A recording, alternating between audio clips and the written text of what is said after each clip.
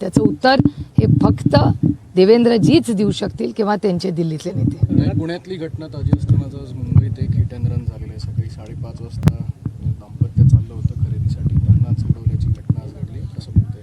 Hit and run आणि traffic control याच्याबद्दल मला असं वाटतं की अनेक वर्ष आम्ही सगळे रोड सेफ्टीला प्राधान्य दिलं पाहिजे. आणि दुर्दैव असं झालं की रक्ताची तपासणी बदलणे, पटकन बेल मिळणे किंवा काहीतरी चुकीच्या माहिती देणे, हे सगळं जे त्या गृह खात्याकडून होतं आहे ना, त्याच्यामुळे लोक इतके कॅज्युअल झालेले आहेत गृहमंत्रालयाबद्दल की त्या वर्दीचा मान सन्मान आजही मला आहे. महाराष्ट्राच्या पोलिसांचा सार्थ अभिमान मला आहे. आजही अतिशय उत्तम काम करतात. काल पुण्यामध्ये चॅनलवर मी पाहिलं, त्या महिलाचे अश्रू हे सरकारला दिसत नाहीत, आम्हाला सगळ्यांना दिसतात, पण या असंवेदनशील सरकारला दिसत नाहीत. तिच्या डोळ्यातले अश्रू कोणीतरी पहा, तिचं दुःख जाणून घ्या. तुम्ही सरकार आहात ना, मग का नाही तुम्हाला दिसत? पुण्यासारख्या ठिकाणी पेट्रोल घेऊन त्या सगळ्या पोलीस ऑफिसरच्या अंगावर ते टाकाईपर्यंत यांना भीती नाही त्या वर्दीची, कारण का त्यांना वाटतं की ह्या सरकारमध्ये सगळंच मॅनेज होतं. भ्रष्टाचार जर माफ होऊ शकतो तर त्यांना वाटतं याही गोष्टी. तर दुर्दैव आहे की महाराष्ट्राचं सरकार हे भ्रष्टाचाराने बरबटलेलं आहे, चुकीच्या धोरणांनी बरबटलेलं आहे. आणि आता ते बदलायची गरज ही सर्वसामान्य मायबाप जनतेलाही वाटते की ऑक्टोबरमध्ये महाराष्ट्राचं सरकार बदलायचं आहे. राज्यात लेक लाडकी योजना जी आणली त्याच्यावरती अजितदादा असं लाडकी बहीण की त्याच्यावरती बरीच टीका आता विरोधकांकडून केली जाते. विरोधक घाबरलेले आहेत आणि विरोधकांचा हा प्रयत्न आहे की ही योजना यशस्वी होऊ द्यायची नाही. विरोधक कसं नाही होऊ देणार मला सांगा? सरकार त्यांचं गल्लीपासून दिल्लीपर्यंत एखादी योजना राबवायची असेल तर ते सरकार आहे ना, विरोधक कसं करणार? आणि योजना जर वाईट असेलच तर काय करणार? बघा, आता कालच्याच तुमच्याच चॅनलवर मी भाषण ऐकलं, कांद्याचं धोरण. मला खरं सांगा, मी 9 ते 10 महिने झाले की कांद्याच्या धोरणाबद्दल पहिलं माझं युक्तिवाद झाला कुणाबरोबर? तर पियुष गोयलांबरोबर दिल्लीमध्ये. तेव्हा मला अजून आठवतं, आणि रेकॉर्ड आहे पार्लमेंटच्या, की पियुष गोयलजी असं म्हणाले होते की कांद्याबद्दल आम्ही काही निर्णय घेणार नाही, जो आहे तोच योग्य आहे. आज 10 महिने झाले त्या गोष्टीला, जेव्हा मी विषय पहिला काढला होता आणि तो खोडून काढला होता पियुष गोयलांनी, आणि आज त्यांच्याच मित्रपक्षाचे उपमुख्यमंत्री म्हणतात की तुमचा कांद्याचा निर्णय चुकला. मग 10 महिन्यापूर्वी मी जे बोलत होते तेच आज त्यांचे मित्रपक्ष बोलत आहेत. हेच दुधाबद्दल आहे, सोयाबीन, सगळ्याच. आणि आता इलेक्शन आलेलं आहे 3 महिन्यावर. आपण लोकसभेत काय झालंय पाहिलंय, त्याच्यामुळे बरेच जुमले आता पुढच्या 2-3 महिन्यात तुम्हाला ऐकायला मिळतील. लातूरचे आमदार आहेत अभिमन्यू पवार, त्यांनी थेट पोलिसांनाच दम भरलाय की आमच्या गावात येऊ नका, गोरगरिबांना त्रास देऊ नका. कर्तव्यावर असलेल्या पोलिसांना दम देणं एका आमदारांनी कितपत योग्य होतं? याचं उत्तर गृहमंत्र्यांनी द्यायला पाहिजे ना.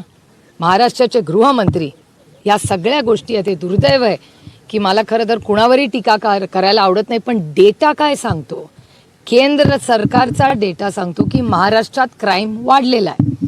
आणि नुसता महाराष्ट्रात नाही, एकेकाळी नागपूरला क्राईम जास्त होता, आता तो क्राईम पुण्याला आलेला आहे. मग ड्रग्ज असू दे, ड्रग्ज करणाऱ्या लोक पळून जाणं असू दे, हिट अँड रन असू दे, तुमची रक्ताची तपासणी मिक्स होणं, हे सगळं पुण्यातच कसं काय होतंय?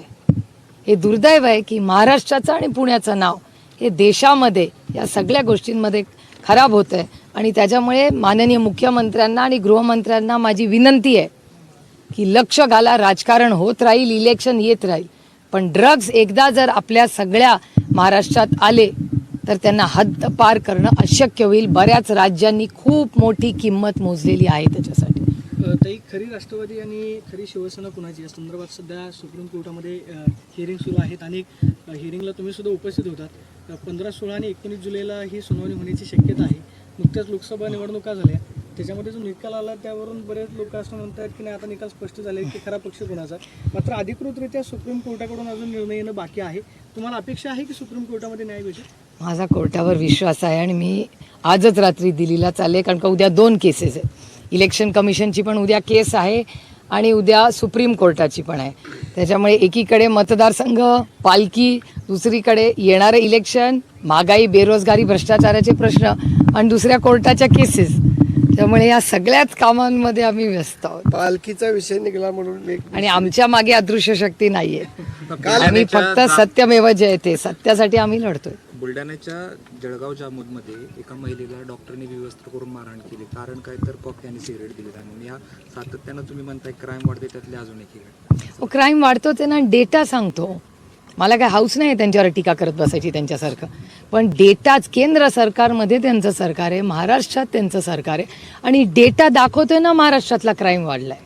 त्यामुळे ह्याला जबाबदार कोण? अर्थातच गृह मंत्रालय. The buck stops there. त्यामुळे महाराष्ट्राच्या माननीय मुख्यमंत्र्यांनी ह्याचा रिव्ह्यू घेतला पाहिजे की महाराष्ट्रात क्राईम का वाढतोय. बारामतीच्या पालखीला काल 2 खासदार पाहायला मिळाले. समोरासमोर तुम्ही नमस्कार केला, परंतु ते एकत्र यायचं टाळलं. आणि असं असताना प्रतिभा काकी पहिल्यांदाच पालखीला दिसल्या. बारामतीकरांना म्हणजे चर्चा सुरू झालेली, काकींना का खाली बोलवलं? तर त्याचं उत्तर मला नाही देता येणार. पण माझी आई, त्यांनी आग्रह केला होता की खाली या म्हणून. नाही, कोणीतरी खालून हात करून माझ्या आईला बोलवलं. माझी आई 75 वर्षाची आहे. त्याच्यामुळे त्या गर्दीमध्ये आणि मला असं वाटलं की साधारणपणे माझ्यापेक्षा वयाचे जे मोठे आहेत त्यांना मी हात करून बोलवत नाही. ताई, काल मुख्यमंत्री असं म्हणाले आहेत की साधारणतः 20 लाख जर मतं आपल्याला जास्त मिळाली तर आपल्या 200 पेक्षा जास्त जागा येतील. या असं बघता या वक्तव्याकडे? हे नंबर्स गेम त्यांनाच लागो बाबा. 400 पार, 150, 200 हे सगळे गणित, माझं गणित कच्चं आहे. त्याच्यामुळे मी काय गणित आणि राजकारण करत नाही. तर भ्रष्टाचारानं बरबटलेलं हे सरकार आहे अशी टीका सुप्रिया सुळेंनी केली आहे. आणि महाराष्ट्राची गुन्हेगारी वाढली आहे ही आमची नव्हे तर केंद्राची आकडेवारी आहे आणि त्यामुळेच या सगळ्या संदर्भातले प्रश्न हे तुम्ही गृहमंत्र्यांना विचारा असं म्हणत त्यांनी देवेंद्र फडणवीस यांनाही टोला लगावलाय.